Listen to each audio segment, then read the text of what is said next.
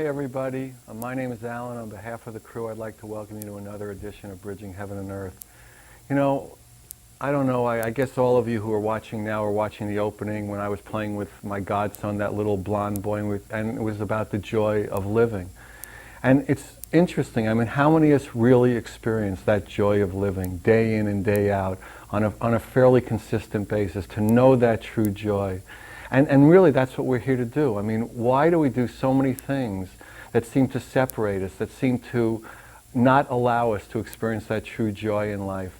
I was talking to one of our guests tonight, Eric Gonzalez, who's a spiritual teacher, a healer, and is going to explain to us about the Mayan way, and we have a beautiful video of his that describes that.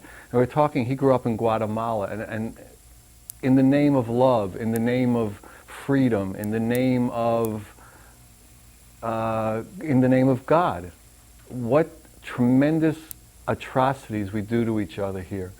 And he was telling me about all these villages that were just trashed. I mean, men, women, and children were just trashed in the name of some goal, in the name of some desire, in the name of some holy war, in the name of some protection against the tyranny of something. And so much in our history as a human race has gone on with that type of carnage in the name of some higher cause.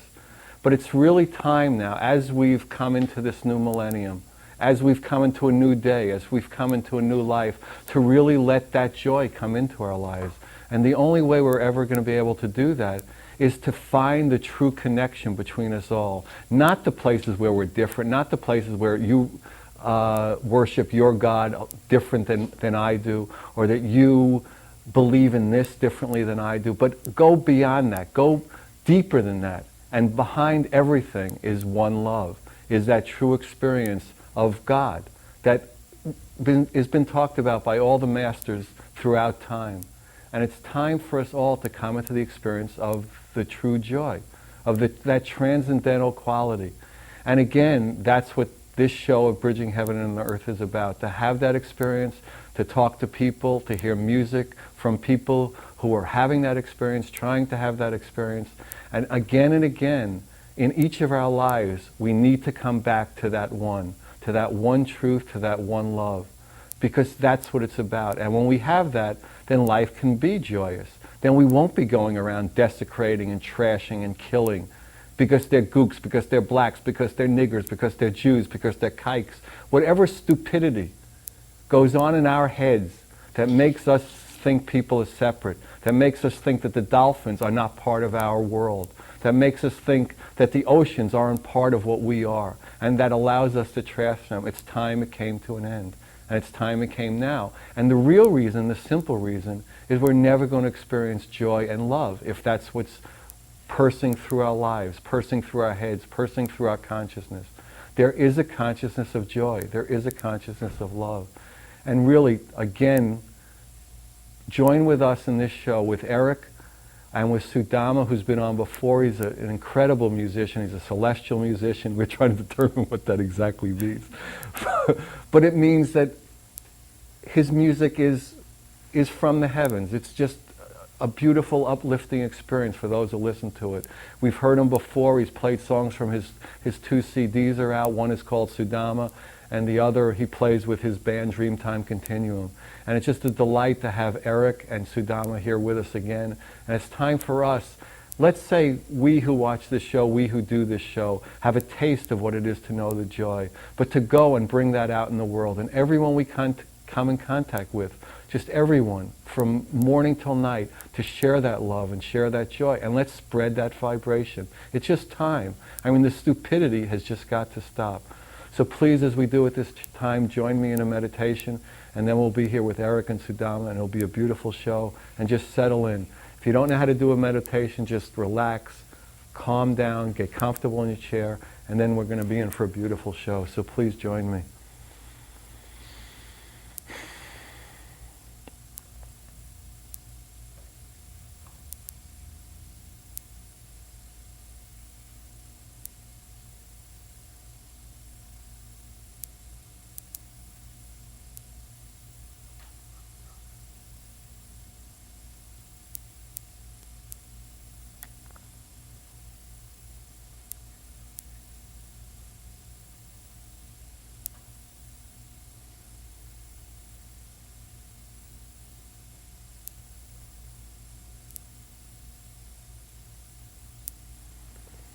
Thank you.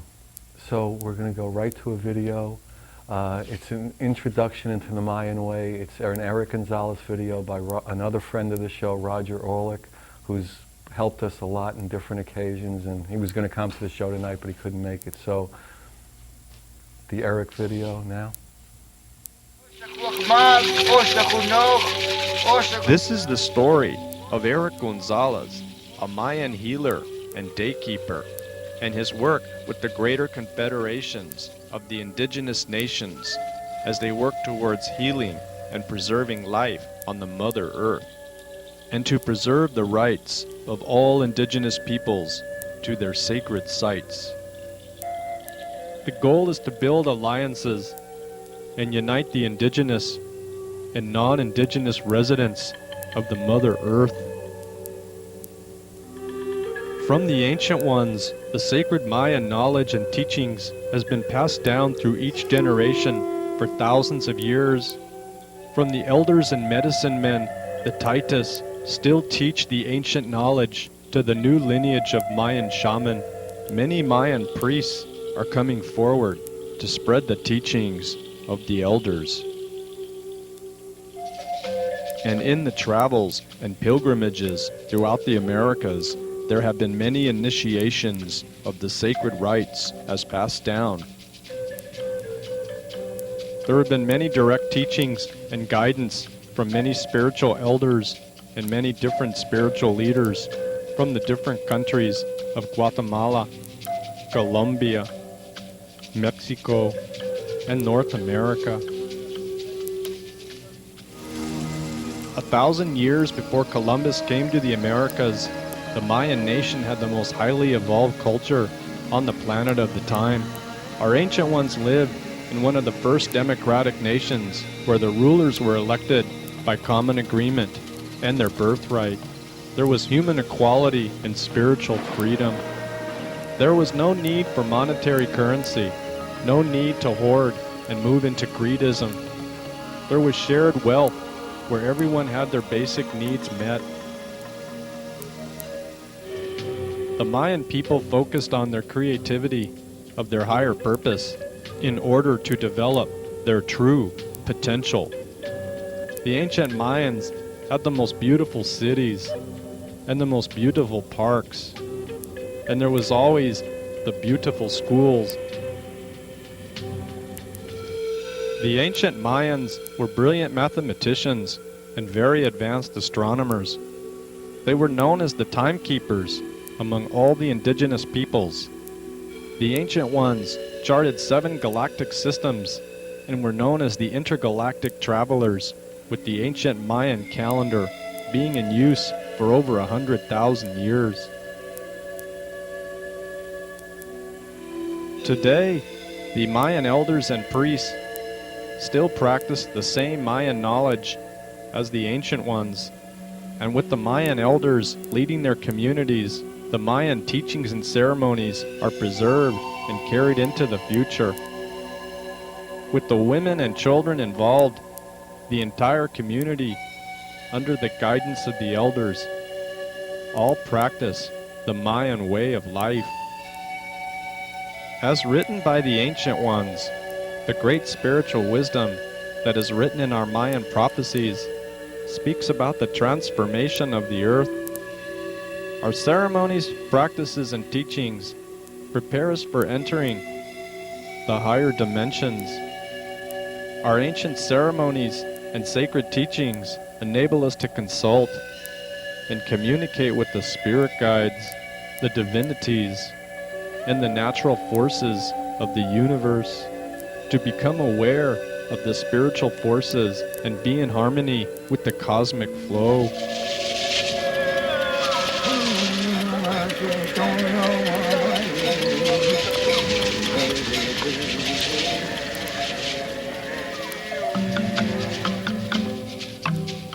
And so it is within the Mayan divinations that the ancient ones created the Mayan stela, which marks time and space from the 13 interdimensional vibrations. For this is the sacred Mayan way of life, the interdimensional, intergalactic matrix of life. The Mayan people used the sacred bundles, the Mayan oracle, and crystals, where the Mayan calendar is the blueprint for unlocking time and space. The elders and spirit guides believe that now is the time. Now is the time to come forward and share the sacred knowledge of the universe with all of humanity, so that life here on earth will continue to flourish.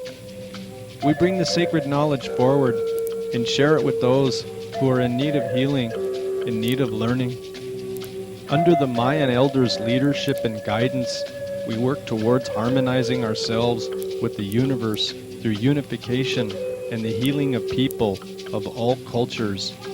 It is through prayer and spiritual healings and the ancient ceremonies of the ancestors where we can all achieve peace and harmony with each other in the sacred journey of life.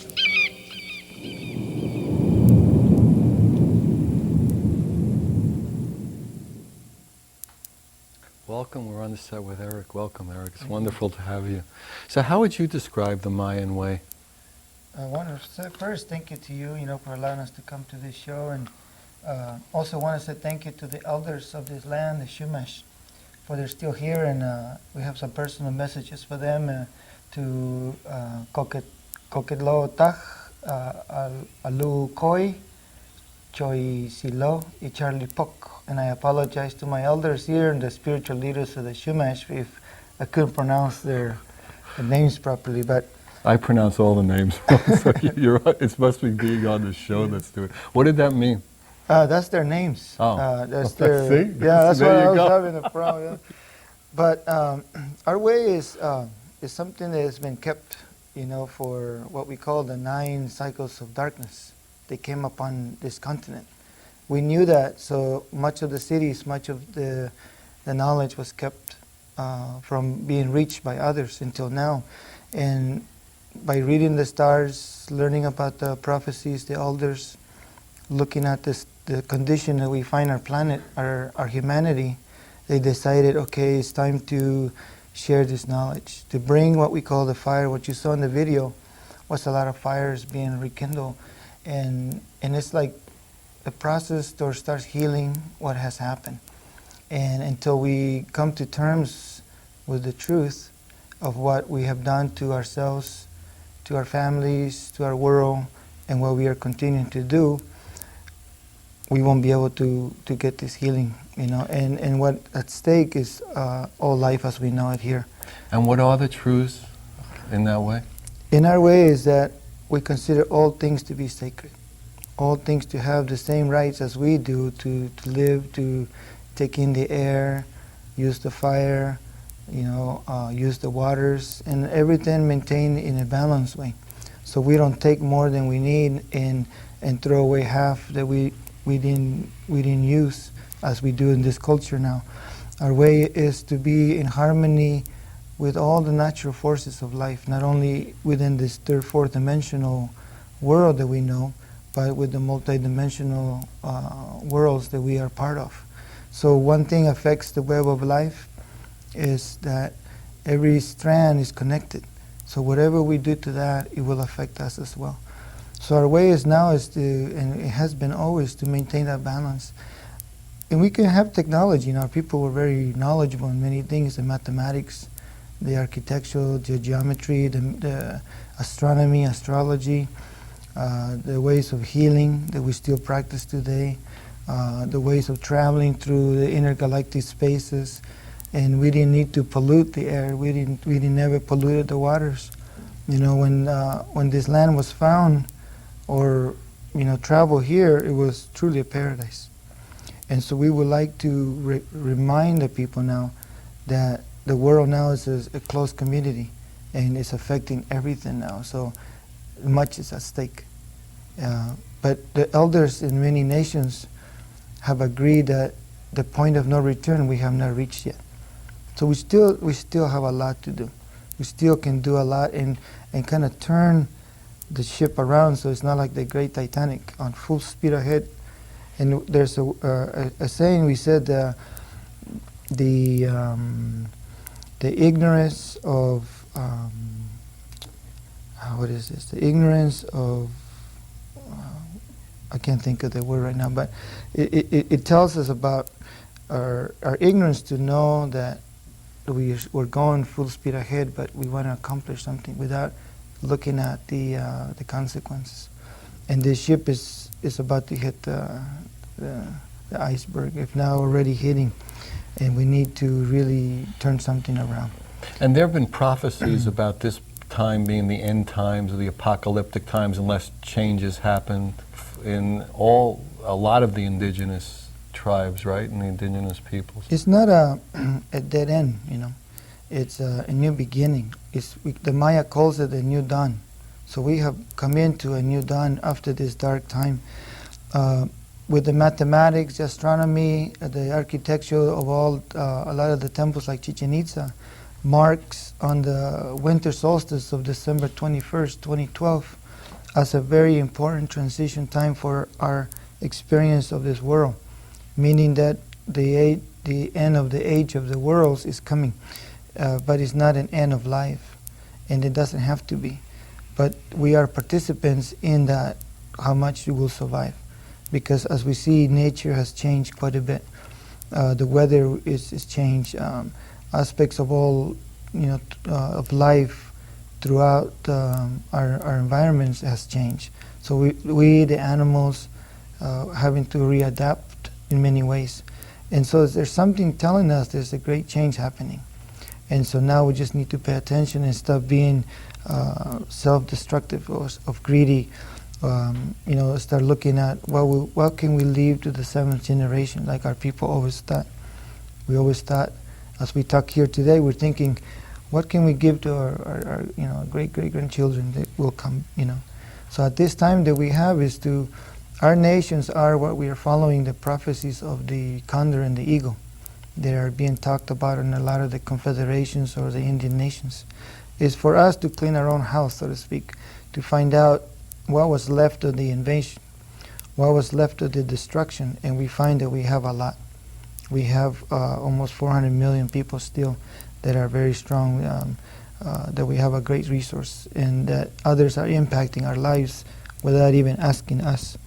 So as we strengthen ourselves, we unify ourselves, we go into the next prophecy, where we said that the people made out of the colors of the corn, which is the red corn people, the black corn people, the white corn people, and the yellow corn people, will gather around the sacred fire in ceremony, in prayer, to find the balance, the harmony, the respect, the mutual love, the mutual work, so that we can find the solutions to the problems that we are facing today, so that we can survive. And so this preparation will prepare us for the communication and the participation and the integration with the blue corns people, which we call them the sky people. And there's some already a lot of communication and participation with that part. So that we're doing our part. We can't do it on our own. There's no longer an isolated world. What happens in Africa or Europe or here affects the whole. So nations like the Kogis from Santa Marta, Colombia, they call themselves the elder brother. And they have not been contaminated by this society for all these years.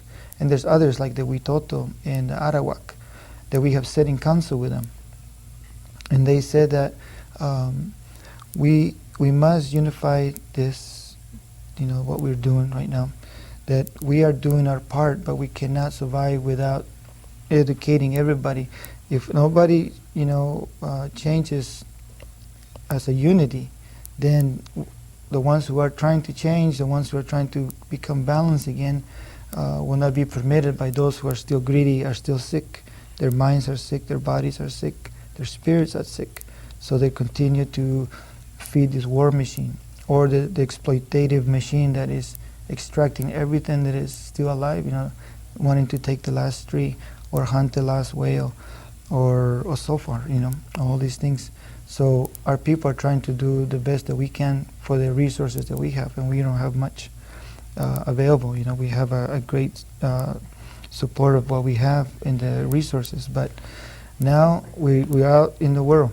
A lot of our Mayan elders are traveling and sharing that as other nations like the Hopis and the Kogis and others, that it's time to bring this fire alive, to share the fire, share the knowledge, because we would like to survive. We would like to have a cleaner, better world for our 7th generation that's coming. So why don't you go over a little of the story? We were talking in the car about like your history, how growing up in Guatemala and how you came to be in the position of a teacher and healer. I think people would be interested in that. Thank you. I was born in Guatemala from Spanish and Cachiquel Maya families. I have lived through 3 military coups, and we have survived the death squads and the ethnic cleansing in Guatemala by the U.S. policies of beans and arms. The Reagan wars through the 1980s. What was in Guatemala that America or other Western nations thought that it was worth killing for? Did they have oil? The communist threat. Oh, the communist but threat. Our country is rich in coffee, bananas, a lot of minerals, and then the Mayas always had a passive resistance, where you cannot move that nation to wherever you wanted to do. So there was an active war already almost 40-some years, and during the 1980s, Nicaragua, El Salvador, and Guatemala, there was great wars, And so in Guatemala alone, 445 villages were totally destroyed. This sash that I carry now here is from one of our women. They're Ixil. They're from a place called Nevaj, El Quiché. It's like a state of El Quiché. They were gunned down and hunted down by helicopters. They ran from their villages all the way through the Mexican border, and they left the people all the way back, dead. So this sash was given to me yesterday by a woman that I did a healing on, and the sash, when I picked it up, he told me that she wanted to be here to tell about who we are, who we were, and what they done, because. And this was in the name of freedom or against communism, or. Yeah, it's mainly securing investments in Latin America or the third world. Is way of controlling the populations, controlling the natural resources, and the Maya people, the indigenous people, are always in the way, because they would like to maintain their own land. They would like to maintain their way of life, and it's an eyesore or a little rock in the shoe of the great giant, which is the European and the United States and Canada, nations where we're always there. And we won't go away because we're part of life, and they have to exterminate everybody. But in the 80s, that's what they tried to do. And there was over 1.5 million people displaced from the Guatemalan territory into Mexico, United States, and the rest of Central America. There's been a peace accord happened, but there's the arrangements that were made have not been followed by the military. So, again, the history goes on and on. Colombia now is going through the same thing, a very ugly war. This woman, these people from Nevaj, I met another woman last year, and I said, we talked for a while, and she said, I said, well, how was it over there, Our women don't like to show much of their skin. They're very prudent, But she opened her blouse, and showed me a gun wound that a bullet had gone through. But first it went through her baby as she ran, and then went through her, and she was left for dead. Now she works with the Mayan women and children who are been, they're suffering from the atrocities that were committed against the Mayan people. So she's a counselor, so to speak, a leader. Even after all that, she has the strength to look for justice, and that our story will not go under the table, and that we are people that we shouldn't be forgotten, because we have a lot to offer to the world, as we have already. We have offered much in natural resources, in invention, in knowledge, in examples of how we can have a great empire without destroying the natural world around us, so that we can achieve a higher knowledge or the natural medicines without, destroying something else or continue poisoning our bodies, our mind, the water, the air, destroying the earth. So we still have much to teach and share, and now people wants to know about the Mayan calendar, about these Mayan prophecies, and that's what we are traveling, to share that, to heal with the fire, heal with the sweat lodge. We do surgeries with crystals.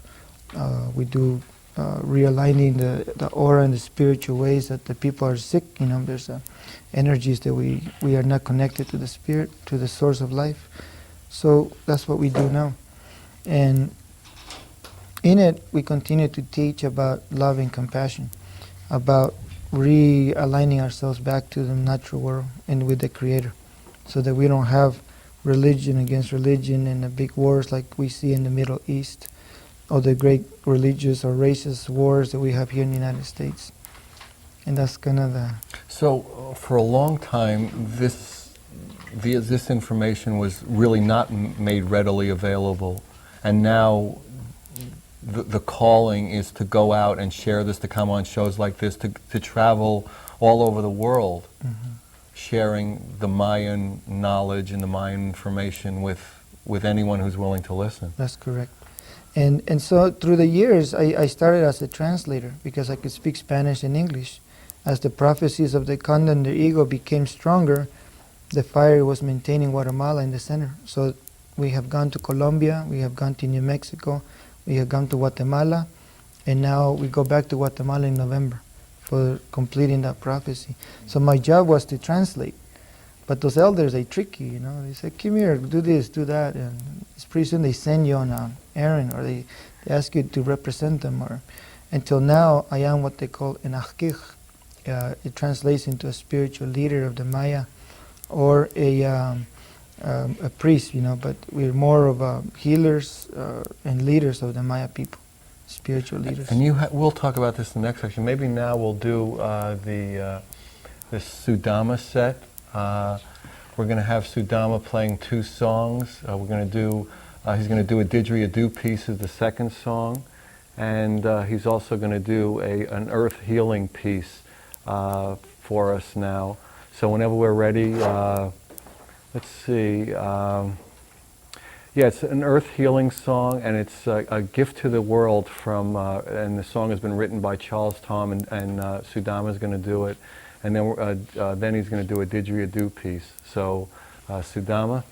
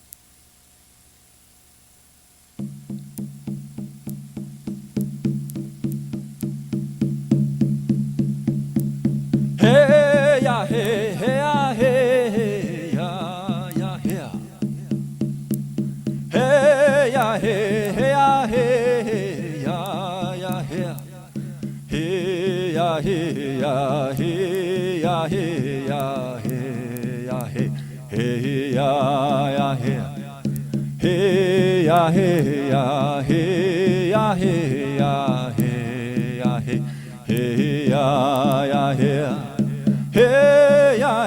hey ya hey ya hey ya hey hey ya hey ya hey ya hey hey ya hey ya hey ya hey ya hey ya hey ya ya hey ya hey ya hey ya hey ya hey ya hey hey ya hey.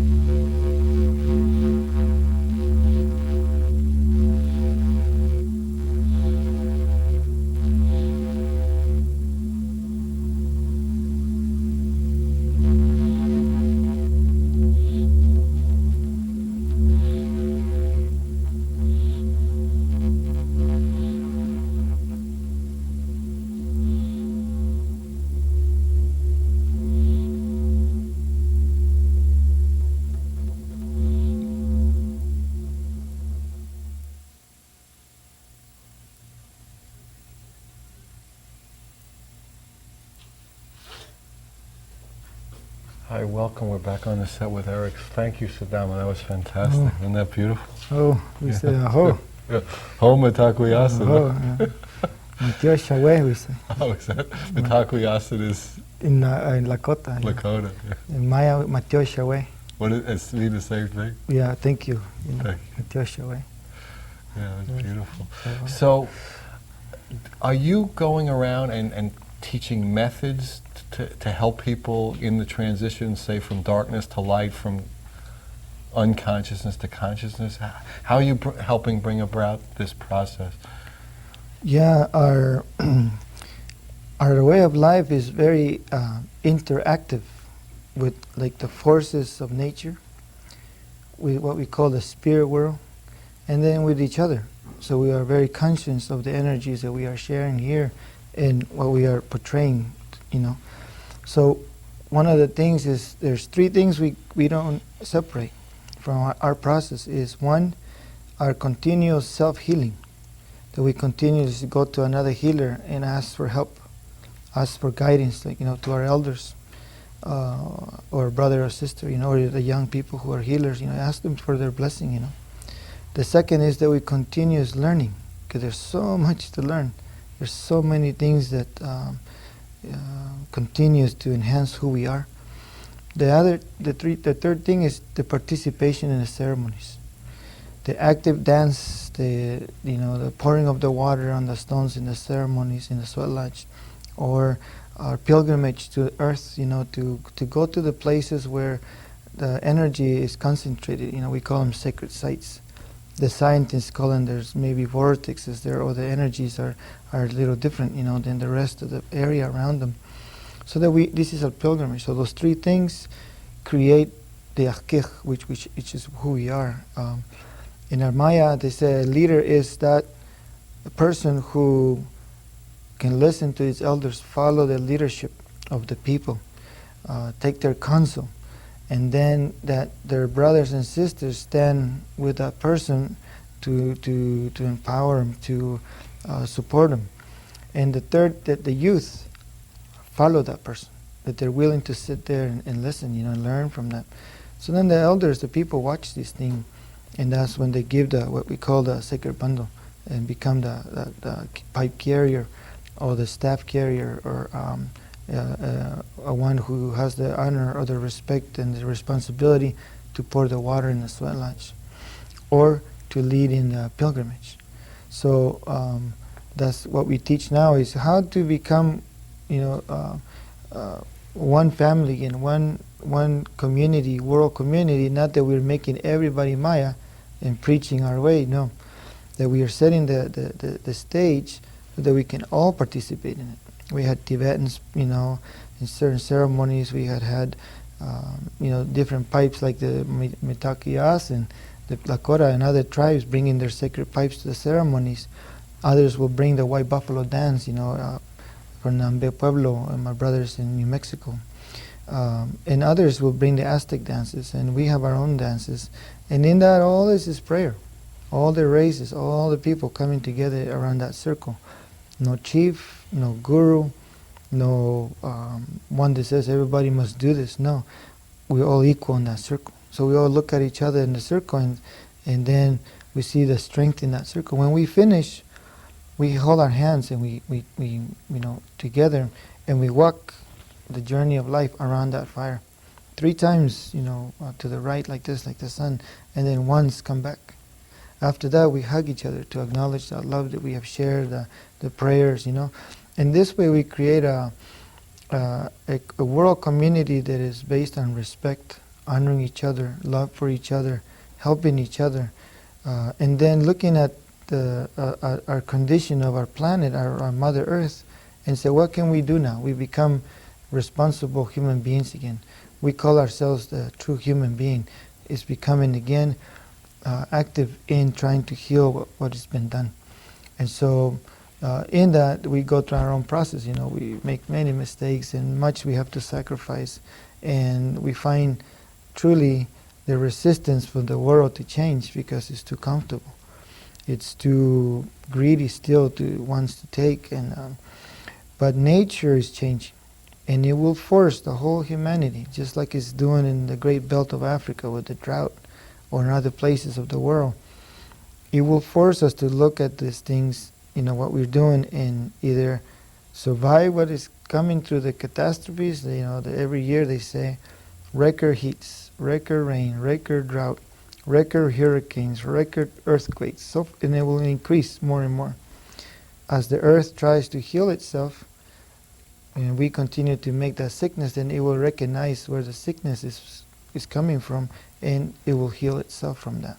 That's us. So we are, if we, let's say we're doing our job and all the people here are not, then we are going down with it. So maybe some of us will take the responsibility to come around, and share like it has done in the past. And in our nation is very receptive. We're trying to really heal, and we have many nations, sometimes many languages, but that fire is what connects us all together. No one, says, oh, that person is walking the wrong way, or that person kneeled down and kissed the earth, or that person, the pipe went up before it went down. Nobody judges nobody. And it's a rainbow gathering. I mean, there's no one's excluded for any reason. If they want to participate, they're welcome to participate. Exactly. Our ceremonies are open. The exclusion no longer, it no longer will help us survive. Some nations, because of their own survival and their own experiences, are closing their doors. And that we think is detrimental to them and to all the rest of the people. So what we need to do is still, build that trust with those nations and show that there's nothing to be feared anymore. What else can they take? They took our land. They killed millions of our people. They took our freedom. They continue to do these things, but they can't take our spirituality. They can't take the connection to that Creator. And now millions of people are looking at us and saying, "Look at those people, still having something." And so there's a spiritual thirst in the world, a spiritual hunger. So what happens? They come and ask us, "Hey, how come I'm not fulfilling with all that I have?" And he says, "Well, give it up. Put it to good use. You walk this sacred way. Be gentle to the Mother Earth. Be gentle to yourself. Love one another. Come in peace like this." And so that's what we share. And so many people are saying, making that their part of their life, because there's something that is working. Some of the medicines that we have, some of our ceremonies really uplift the people. Let people have the experience of that love, of that connectedness. Yeah, and evolve from that. And at times, when the councils I was translating, and they said, "Well, let that ship go down the drains. Let him go down. Let him go. Why do we care? Look at what they've done to us." And others say, "Well, we're anchored to that ship. Yeah, I know, it's one ship. They're pulling us. They're pulling us in, or they're going to run us over." Yeah, it's too bad you can't separate the parts of the ship. Right.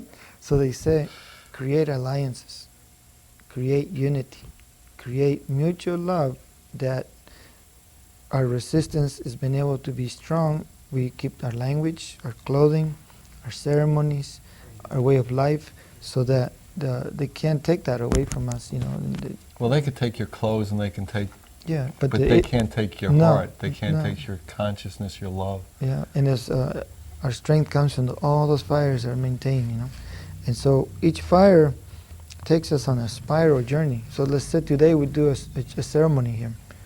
In life, it's a spiral. The next ceremony might bring us here, and the next one like this. And so we are evolving. We're evolving, and this is when we come into the sacred space where we become one with all things. So then there's no inner battle. We are at peace with our environment, and this is kind of there's no resistance. Yeah, but this is what we're sharing. Yeah. And you find as you're traveling more and more. When did you start really traveling and sharing this information on Earth time? Yeah, at first it was when I was 18 years old. Oh. When I started traveling with the elders. Then there was a time that I stayed home, raised a family, and then the demands became more forced as the wars continue, and the elders continued to ask for help. I chose to have this life, and so since like 93 92, we celebrated the 500 years of of resistance, and then that's when we re-met a lot of the elders, and then we started back up again. And do you find that momentum's picking up for these alliances, and people are more open to it, of all races, religions, colors, and nationalities, and all the ways we see ourselves as separate, that more people are coming into that experience in one way or another of wanting to know that truth and that oneness? Yeah, that's correct. At first they didn't listen to us because who we were. Some Right. low down Indians. That didn't know anything, and they were living in dirt conditions. Now it becoming valuable because after all that they have, they have all the land, the richness, they're still not healed. Their hearts are sick. Their minds are clouded. There's sadness in their spirits, and they're disconnected from life.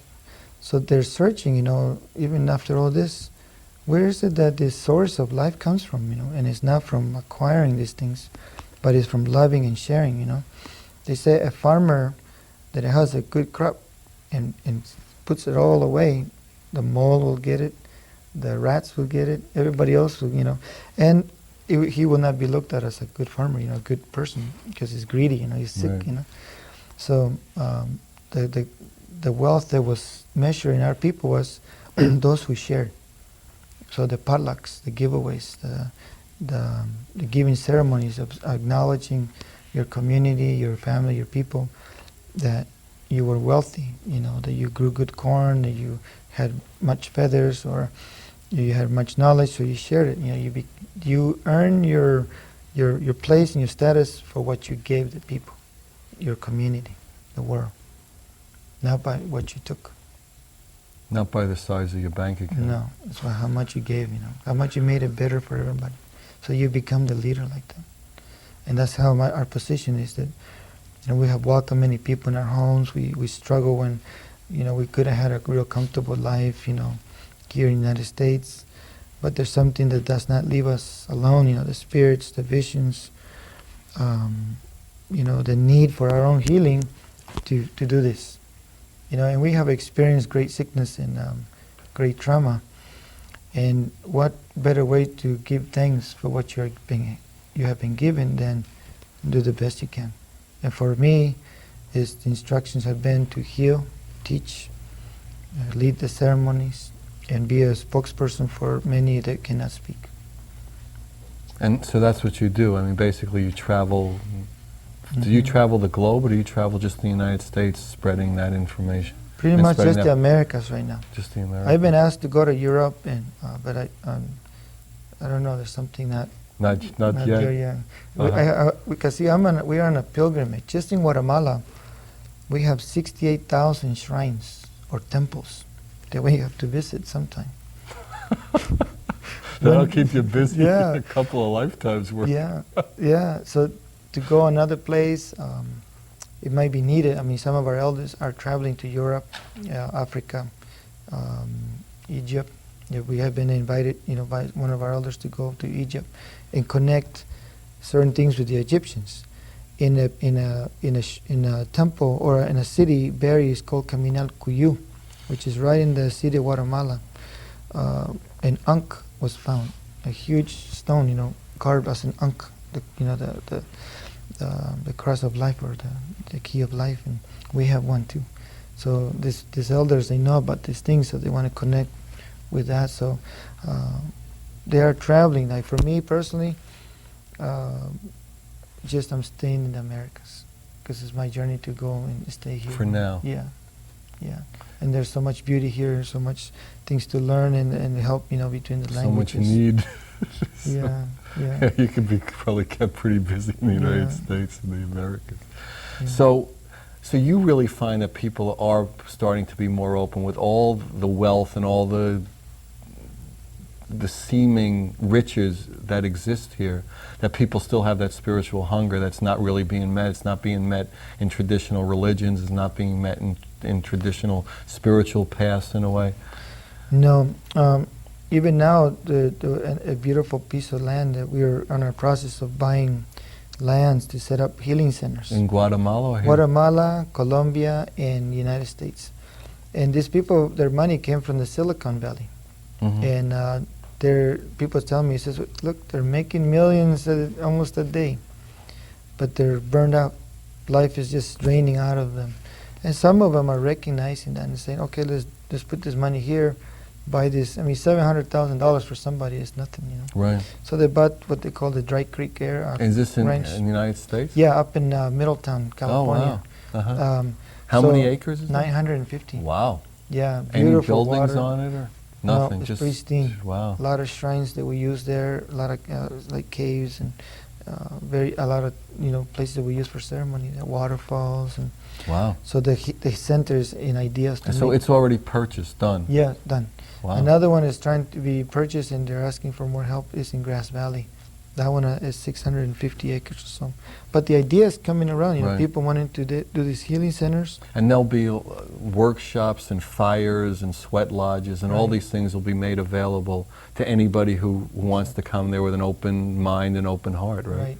And our idea is to make community gardens, organic foods, medicines, and then create seed banks. Because right now, throughout the world, there's a monopoly. There's being tried by companies to secure the seeds because they control the food process. Right. So they're very dangerous to every human, whether you're rich or poor, whatever color, is that you should have seeds that are old strain. Right now we buy the packages and we grow good corn or good tomatoes this year, but those seeds will not grow the next. Right. So Well, I think, again, we're coming to the end of the show, and I'd just like to thank all of you for coming. I'd like to thank Eric and Sudama. And I just think a lot of information, a lot of love was shared, and it's just time for us all to come together. And whatever we think is that the separation between us and the dolphins and the whales and the blacks and the whites and the Jews and the Christians, it's ridiculous. It's time it came to an end. It's time for all of us. Thank you. Good night. God bless you. Good night.